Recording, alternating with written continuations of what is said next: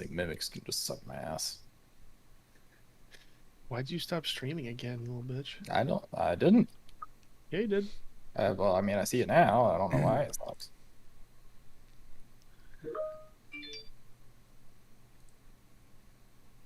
Wow, this quality looks like shite. Oh, 1080p looks much better.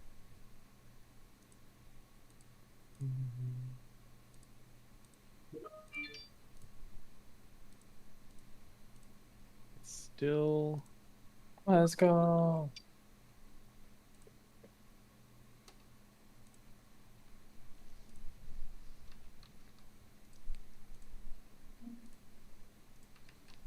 This is my YouTube channel.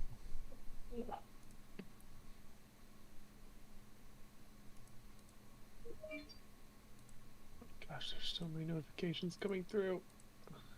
Goat's not streaming. Yeah, I just Wait, finished what? my stoner, so I'm about to head to the gym. Bitch. Lucky. I bet you're more than welcome to do it for me if you like. Time in. Your workout? I can't do that. No, the RPD hurt. Test. What is this?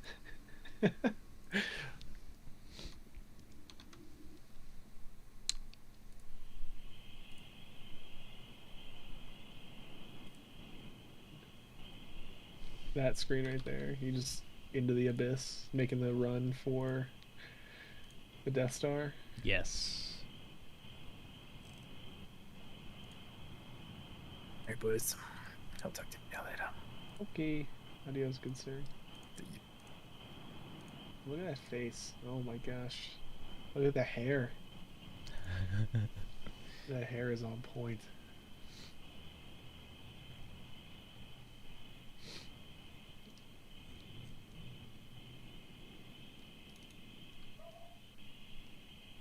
Mom, get the camera.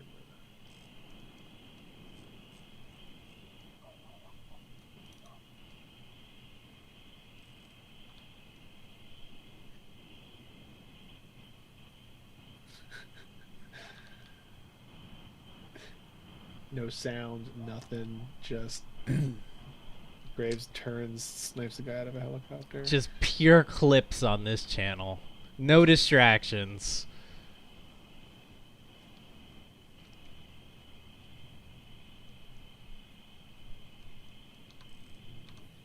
You didn't even react. You were just like, yeah, I do that a lot. It happens often. No worries.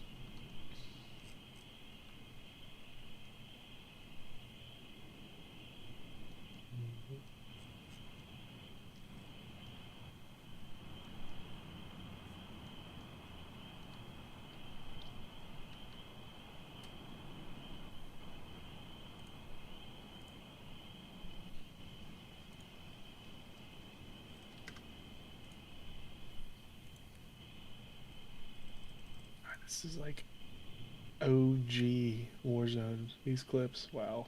Yeah. Back when I actually used to play.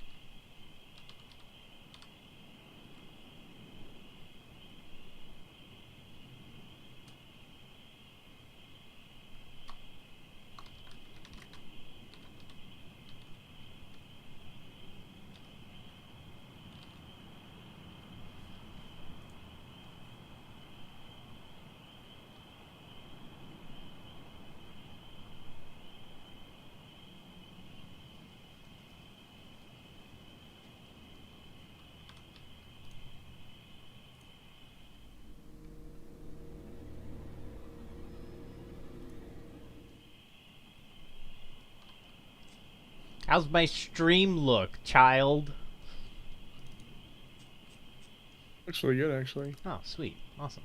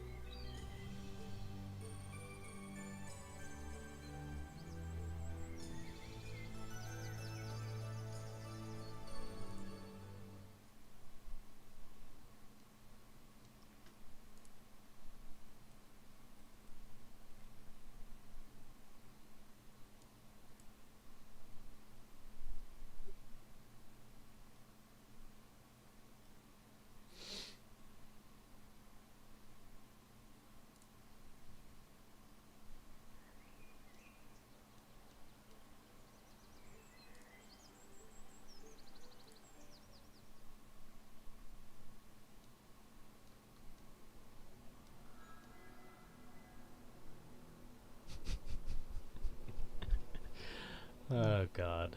I can't wait for this. What? I just have a really dumb encounter planned. It's gonna be great fun. I've heard that being a dungeon master is really hard, but it's like I don't know. It's like it's really hard to plan out, but it's really cool to be able to do it. Yeah, it's a lot of fun. Like, basically everything that you've seen, like the board and stuff, I made. I've also heard that it's like really hard to do. Like there's a fine line between like fair, difficult, you know, like throwing stuff in that makes sense, that kind of thing. Yeah, kinda. It's not as hard as people think it is. Really? Nah. You just have to use some common sense. Know the rules.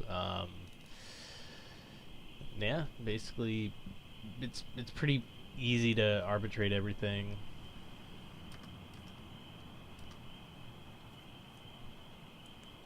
Do you have something up on your stream right now? I mean, I should. Is it black? It's just black for me. There was stuff up on there, and now it's not. Let's It's just see. black.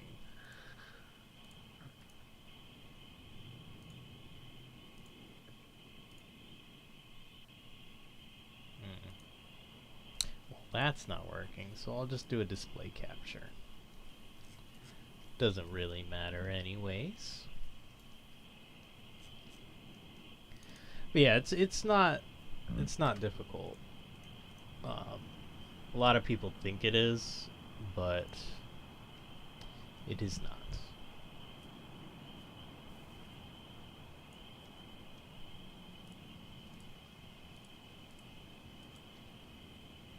Oh, there you go. I got it now. I can see it.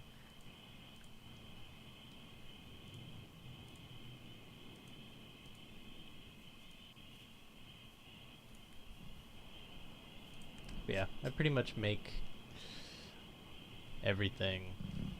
What do you mean when you say you make the board? So like this entirety of this, like stuff, like the Yeah. houses, the buildings, the like the little castle over here. You pretty much make it from scratch. Bit. Mm-hmm. With this program, it's a little bit more involved than just being like a normal dungeon master because you're making everything, Mm-hmm. making all the buildings and stuff. But it's worth it. It really is in the end because you just have that much more of a more immersive story, and the So is players. this what, when I see people like Moon and them stream, is this what they're using? There's a few different programs that people use. This one just came out like last year. It's called Tailspire, and Okay. it's almost exactly like playing tabletop, like almost to the T, playing on a tabletop with minis and terrain and everything like that. Mm-hmm. So like, there's all kinds of creators and stuff, and they'll create like different assets and just That is cool. different things that you can use. Um, and if like you don't want to use anybody else's assets, you can just go in and create your own like modular stuff, your homes, all kinds of stuff. But What am I looking at right now? so this is all just modular homes. So like if I wanted to quickly create a town, I would take the entirety of all of these blocks and put it on a new board. And then each one, I can take a bottom, a mid, and then a top. And each one of them will mix and match with the others. So I can quickly create a town Gotcha. if I really want to. Or I can go in and do it like one house by one house or whatever. But So how long does a game of this actually take? like a session when everybody's here and we're playing. What's the difference between a session and does a session mean start to finish, or does a session just mean like until you reach a checkpoint or stop?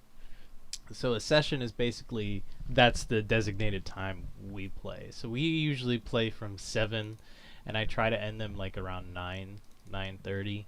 But Okay. it just all depends on what the guys want to do, right?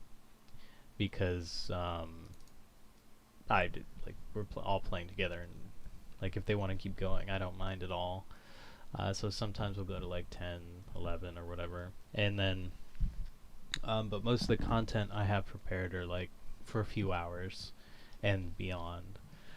But so that's mainly what a session entails. It's just a small snippet of the overall campaign, and the campaign is like from start to finish of wherever you're going to end up,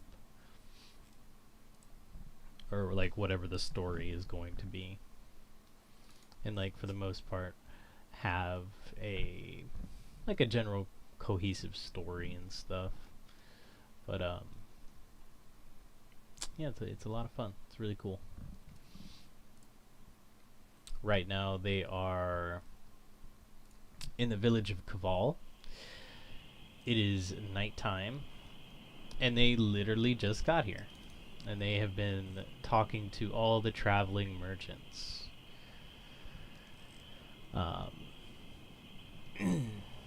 And they've only been here for like 15 minutes. And so they don't even know kind of what's going on or what the city of Kaval basically, or village of Kaval basically is.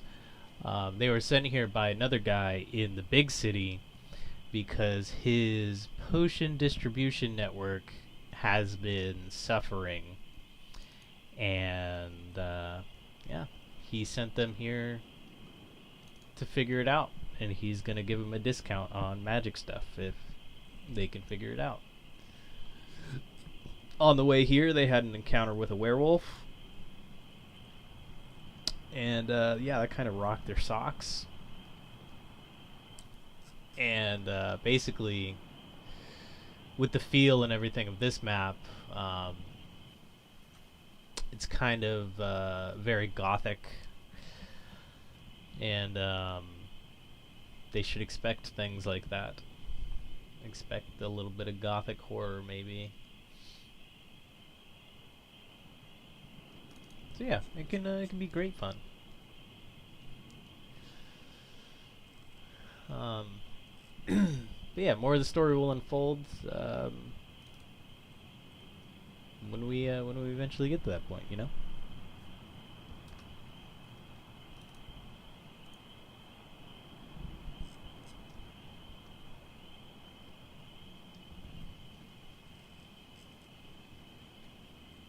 So you haven't. So like they've played some of this already. Yeah. So they came in from over on this side over here.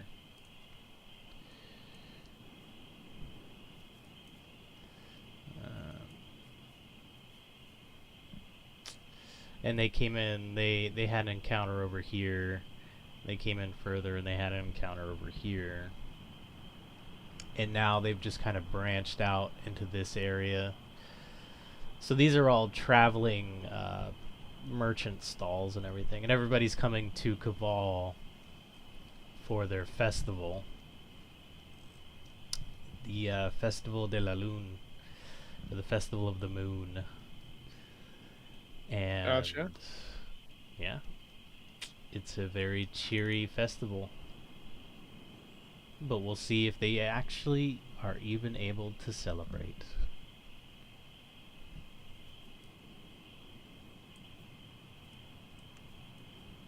Now, do you create like all the names and stuff, or is Yeah. there like a character lore? Okay. I do everything.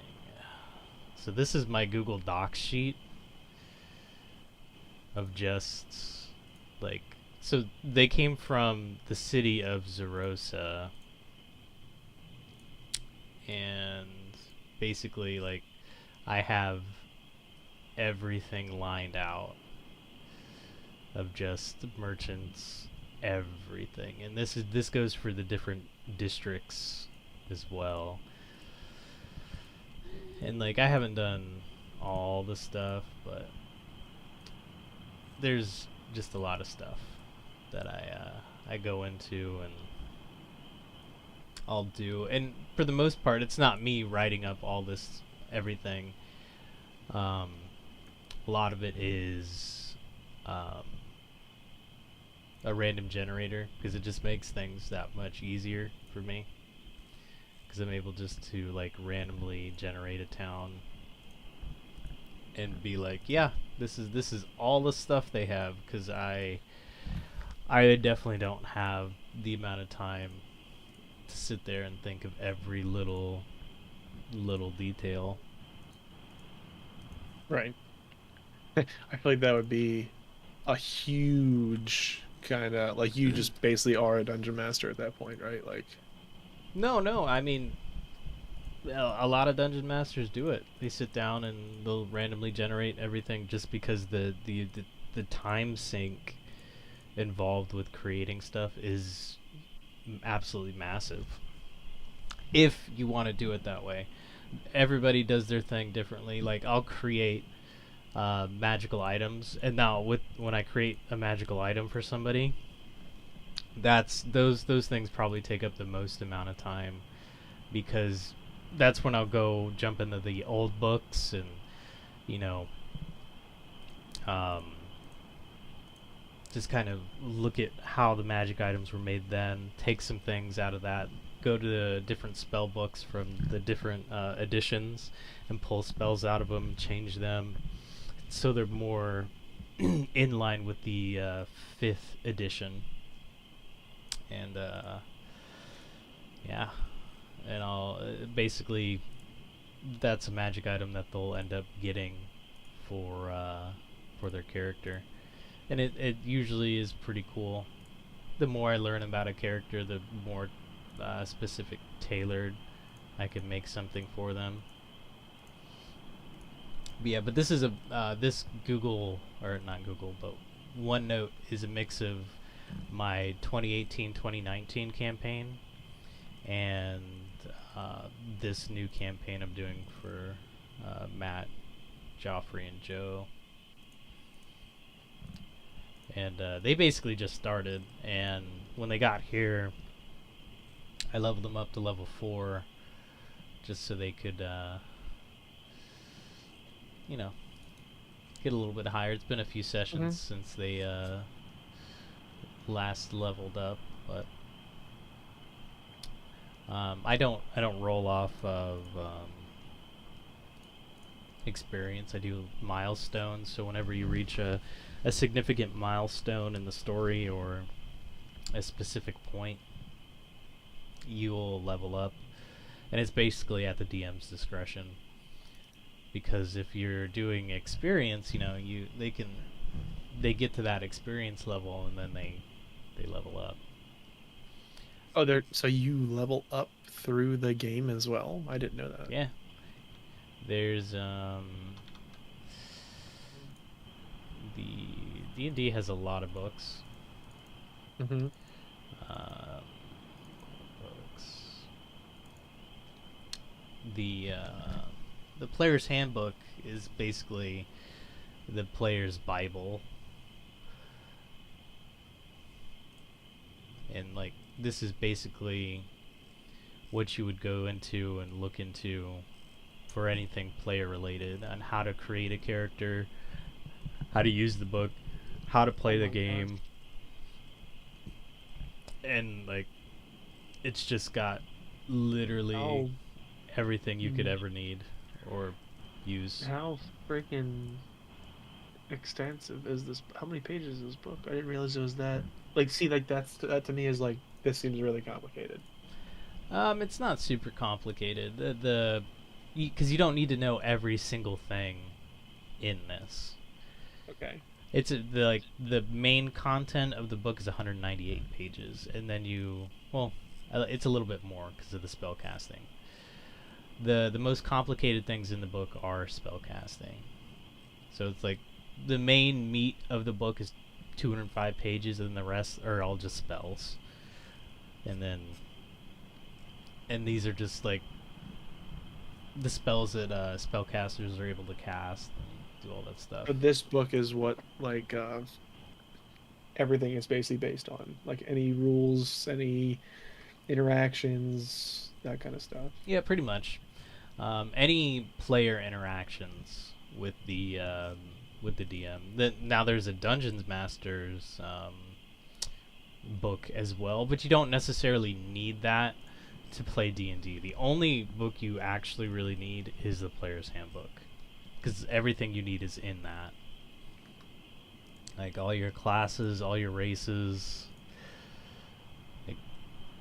Like you won't have any of the extra stuff, but you really don't need it to play. Gotcha.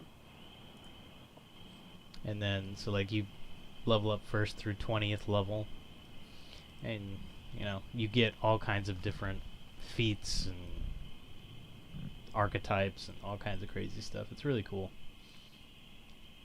And then they release books every now and again, every couple of months. They do playtest materials too. They just released a dragon book, which is really, really cool. They released a new monk class, which looks freaking awesome to play. I'm super excited for.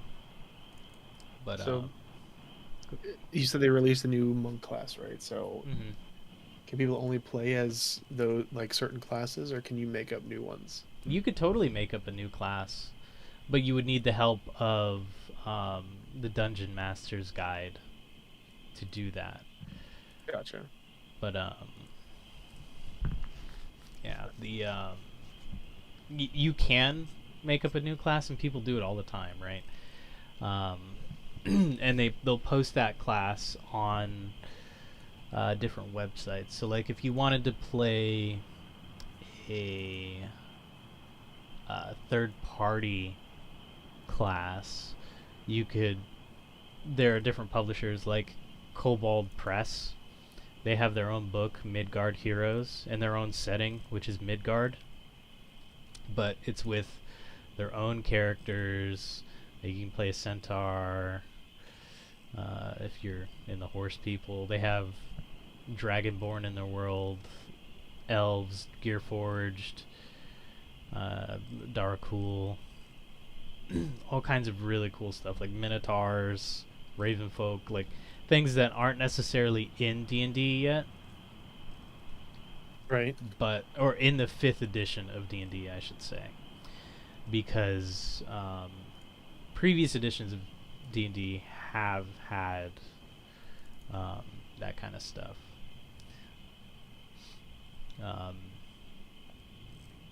And just you get all kinds of like additional backgrounds you can do, and this just like, so for me when I'm playing with like a new character or like a new player to the game, the simplest way to do it is just kind of stick to the player's handbook, because things can get really complicated really fast if you start bringing in things from the outside books. Yeah, I mean, you're more than welcome to, if you want to do something like that. But it's not necessarily something I can help with too much. Gotcha. And like, there's all kinds of settings you can go and play in, like Adventures in Middle Earth. Like all kinds of third-party publishers make all kinds of crazy stuff for this. And just like extra classes, blood sorcery, which, now that I look at this, maybe I should have sent this to Matt. Anyways, like the iconic Blood Hunter from Yeah. Matthew Mercer's campaigns and stuff like that, or Matt Mercer. There's just Who's Matt Mercer? he's the DM for Critical Role. The huge, literally, I think Critical Role is the #1 paid Twitch channel on Twitch.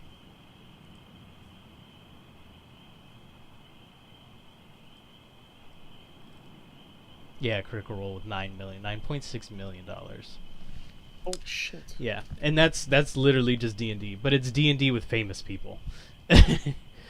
It's D&D with voice actors. So that's it. It's pretty cool. I watched their first I watched most of their first campaign, but it's just not something I keep up with too much. But it's really, really cool. If you want to see how D&D can be played and can be elevated to something like really, really cool, you can always watch something from Critical Role. And like, if you know about The Witcher, there's a Witcher homebrew class, and it's got all kinds of cool stuff. Anything that I see. Heck? Mm-hmm. If you know about Berserk, there's a Guts stat block for Guts, and a stat block is basically like a monster stat block with all their stats and everything that they can do. And if you know anything about Berserk, this is just basically Guts in his like prime form in Berserk. But there's just like, there's so many things that people come up with that it's hard to encapsulate everything. And like, if you're a DM and it's your first time DMing, like, Wizards of the Coast publishes adventures too. So like, if you wanted to do which this PDF is like really weirdly laid out, but if you wanted to DM your first game, you could just pick up a book and be like, okay guys, we're gonna be playing Waterdeep Dragon Heist, which is a heist like for millions of gold coins, and it's a super, super cool campaign. I've never played it, I've never DM'd it, but everything is literally laid out inside of it for you from beginning all the way up until end. So if you didn't want to come up with your own thing, there's things out there that you can use, and there's plenty of published adventures to look at. So could you be like the world's laziest DM and like make nothing? Yeah, literally. You could you could do that. The only thing you would have to do as a DM is just prepare for each session. And you can do that in like 2 to 3 hours. Like it'll come along with maps, everything, like handouts, everything you need. So like you have a map of Saltmarsh with points of interest already highlighted for you. And all you got to do is just present your crew with this map, and you could literally stream D&D from a PowerPoint of just clips taken from a book like this, and then just do theater of the mind for everything else, and you're set. You're literally playing D&D. I mean, I'm pretty sure that's how we first started playing, like 5, 6, 7 years ago. But yeah, like you literally could be the world's laziest DM. And it's not necessarily being lazy, it's just, sometimes you just want to run a published adventure, something that's already written, and something that's, already done, so you don't actually have to come up with everything on your own. And obviously some adventures are way better than others. But that goes without saying. Right. Everything is like that, but yeah, they come out with new books all the time. I don't have their most recent ones, but I'll probably end up getting them sometime soon.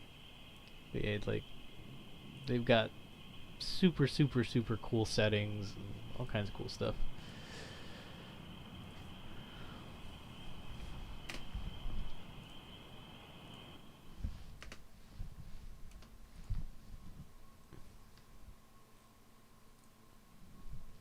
But yeah, I will probably be streaming this tonight for posterity. As long as it looks good and as long as everything is running well, we can do that.